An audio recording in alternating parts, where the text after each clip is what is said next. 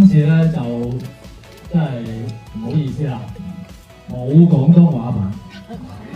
主要嘅原因咧就係因為我哋嗰個上映嘅時間啊，臨時咧就係調整咗，就變咗我哋原本諗住做廣東話嘅時間咧都趕唔切咗。咁但係咧當然即係個故事呢個電影本身嘅裏邊咧都有好多唔同嘅語言嘅，亦都譬如我哋師太咁樣樣啦，係講廣東話嘅，係啊。咁啊，所以雖然我哋今次係趕唔切做呢個廣東話嘅，其實我自己都真係好遺憾，但係咧，我哋都可以聽到有廣東話好多廣東話喺度嘅。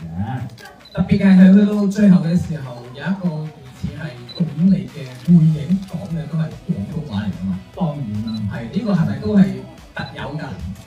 係啊。好，俾掌聲導演。好，多謝。咁啊，嘉玲姐啊，都想同你傾下偈，就係咧，你同導演咧就應該算係相隔多年之後再次合作啦，係嘛？咁今次再次合作嘅感受係點咧？一樣喎。都係咁啊！因為點咧？一樣係。唔係啊，我每一次同星弟開工都好開心嘅，好歡樂，同埋又可以學到好多嘢㗎。學到啲咩？即係對一個演員嘅深度啦，即係佢對演戲呢樣嘢係好有研究嘅，所以喺現場咧係真係精益求精嘅。如果你做唔到達唔到佢個要求咧，佢係一個會 NG 嘅。所以冇 NG。我都拍咗好多個 pick 㗎。唔係，因為嘉玲姐嘅演技咧，大家都唔使講㗎啦，最高境界啦。所以其實咧，好多時嘉玲姐個 pick 已經 OK 咗㗎啦。不過我哋尊重要求咧，都係想係喎，係啊，嘉玲姐，你最後一個 pick 要 pick 咁多次啊？咁我哋想睇啊嘛，我哋大家都想睇啊嘛。我最緊要係好想睇，大家係咪都想睇啊？係嘅。好啦，咁我想問一下樂爸你好，我想問一下你我一般新聞問不了問題啊。好了，樂爸你好，你這次飾演的角色呢，跟你以往的感覺很不一樣，這種感覺，就是你覺得你最想大家看到你這個角色的哪一面呢？其實我覺得只要大家來看《公公女僕》就好了，就是不一定只是我單一一個角色的哪一面，而是整部影片大家看得開心就足夠了。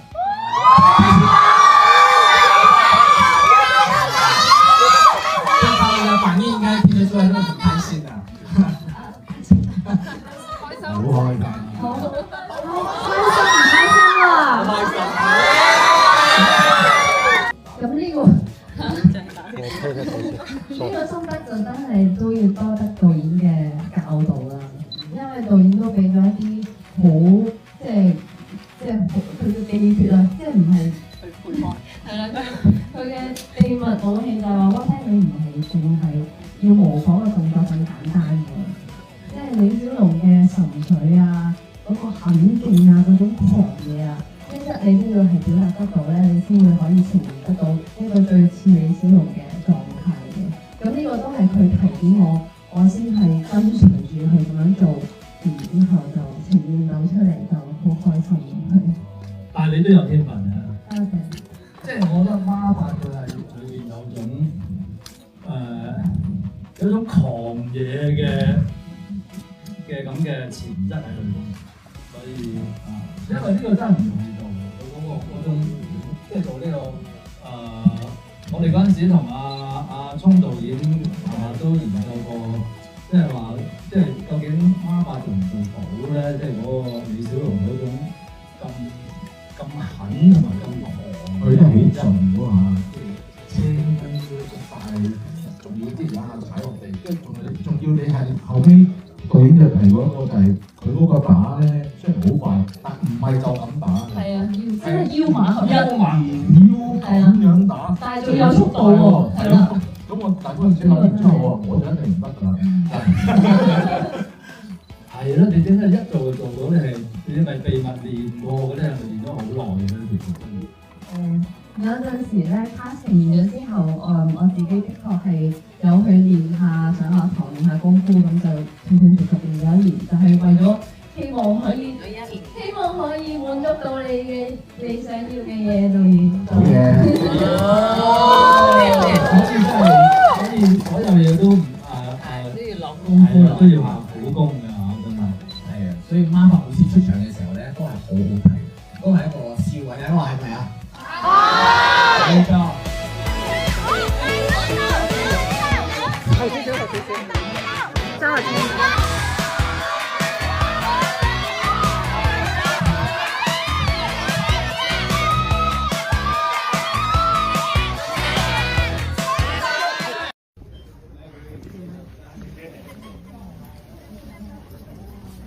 Hello， 各位觀眾朋友，大家好。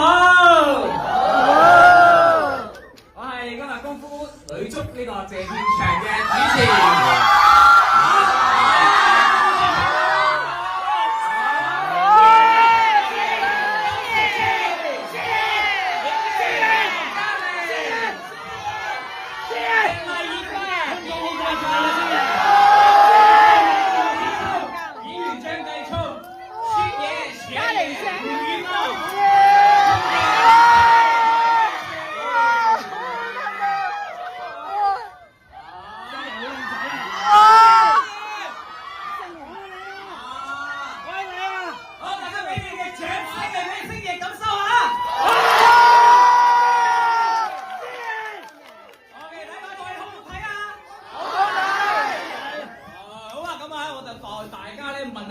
導演一啲問題啦，咁導演我之前咧喺呢個休日OK， 我哋傾下偈先，導演。又係你啊！哇！足球肯定有搞頭。我哋傾下偈。星爺，好，星爺，我為了你下載個英皇的 APP。多謝你。喂，等先，我哋要傾下偈先，我哋傾下偈先。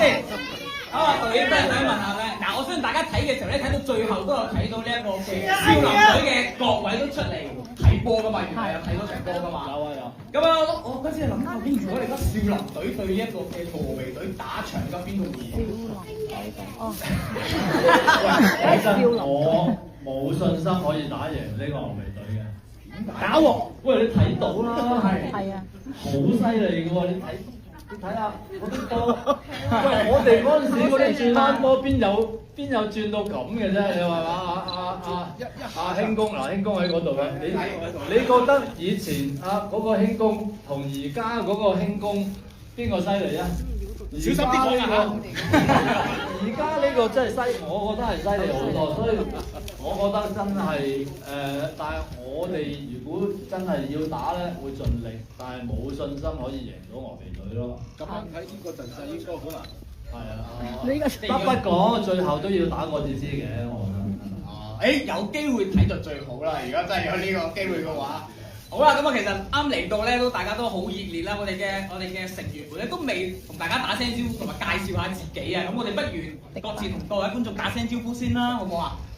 我哋個前鋒玉露同大家打下招呼先。嘉玲姐先打招呼。没有，你先排队，没关系，你是客人。大家好，我是功夫女足里面饰演玉龙的8号球员李丽8。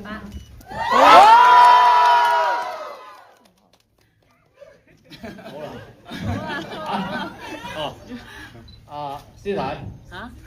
師太，嘉玲姐，講幾句。好，多謝你哋嚟睇呢個功夫女足啊。係。咁你哋睇到啦，我入邊做嗰個，我唔知做咩。師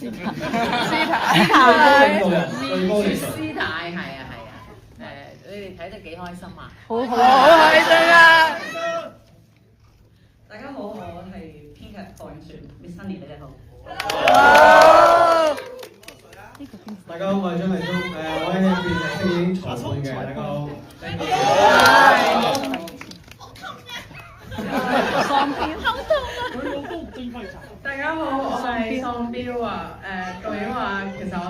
喪標 OK，因為回安都冇人識。不過多謝大家嚟睇我哋嘅電影。你都係廣東人啊？香港人啊！係啊，學野。大家好，我是雪野，在電影《功夫女足》中飾演會飛的20號球員雪野。大家好，我係蔡思貝，我係入邊嘅孖八。我唔使講，我咪就係上一代興高，啱啱飛得高過佢少少嘅肥仔聰啦。係啦，高少少嘅。好，咁我哋可以繼續傾下偈啦，都想我哋都想咧。好中意你。OK，我想問一問嘉玲姐嘅，嘉玲姐又想問下啦，就係喺呢個戲咧，就你覺得觀眾睇完之後，你會點樣形容你今次呢一個角色啊？哇！呢啲唔係我講嘅喎，你哋講啊！你哋點樣形容我呢個角色啊？靚咯！啊，唔係啩？咁我已經失敗咗咯。好靚個頭，好靚，好靚，係一個精神領袖嚟嘅。咁你今日都親身感受到大家對呢一套戲嘅嗰個熱愛啦，有啲咩感覺啊？我一路由呢套戲上到而家，我每日都喺度聽緊啲好消息啊！哇，嗰個票房係哇一路長紅啊！咁我諗嚟到香港都應該唔會輸蝕嘅。我諗香港人對周星馳呢個品牌都係有信心嘅。主要係對嘉玲姐有信心啫，同埋對我哋聰哥係嘛？你啊！即係喂，咁你呢個頭證都係做得好到位啊，好公道啊！你真係下一集都靚啦，你就真係特別公道嘅。冇錯。咁啊，同埋又有我哋阿喪彪咧，係嘛？喪彪係你好，多謝多謝。唔係真係叫喪彪啊嘛？真係叫喪彪嘅。好似以前咧都會嗌下 Angel 嘅，跟住之後咧，自從我做咗喪彪之後，就好似冇咗第二個名啦。都會認得係宇安嘅，因為咧都喺謝票場同大家見過好多次面之後咧，大家都對你認識係多咗好多嘅。係啊，咁我都想問一下旁邊的熱巴，熱巴你好，你好。熱巴。我想問一下你，這是這次跟星爺合作這個喜劇嘛，然後就是星爺需要很精準的無厘頭節奏，在現場拍攝的時候有沒有什麼很出乎意料啊，臨場碰撞出來的喜劇火花呢？我覺得其實，在合作之前可能會很有壓力，會很緊張，但是其實合作下來會覺得，其實導演在現場其實會跟演員一樣，會跟我們融入到我們演員裡面，然後跟我們一起去創作，所以我覺得這個過程是很快樂的。